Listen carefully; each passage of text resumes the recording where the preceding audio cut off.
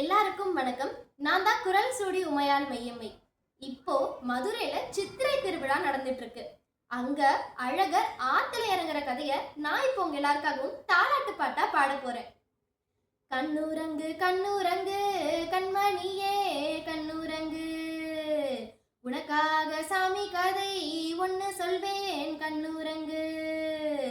அழகர் மலையிலிருந்து சாமி அடிவாரம் வந்து தங்கி தங்கச்சி கல்யாணம் தான் பார்க்க போறாரு. தங்க தேரேறி சாமி தாரை தப்பட்டையுடன் மக்கள் கூடை சூழ மதுரைக்கு வந்தாரு.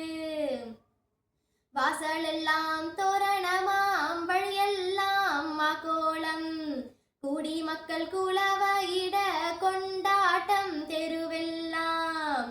ஆத்தை கடப்பதற்கு அதிகாலை வேளையிலே அவசரமாய் வந்தாரு அழகரும் குதிரையிலே.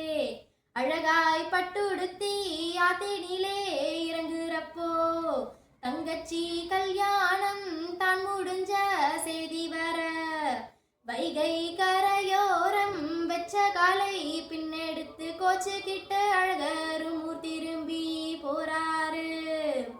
வழியினிலே கரை கப்பால் வண்டி ஊரில் தான் தங்கி மன கசப்பை எல்லாம் நீக்கி விட்டு கண்ணயர்ந்தார் பெருமாளும்.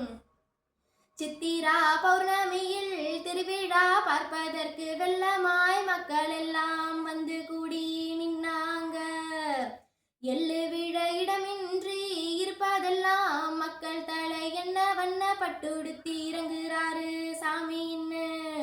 வந்து நின்ன கூட்டமெல்லாம் முந்தி முந்தி செல்லுதிங்கே காண கிடைக்காத காட்சின்னு சொல்லி சொல்லி கோவிந்தன் நாமமது ஒழுகிதிங்கே குவளையத்தில்.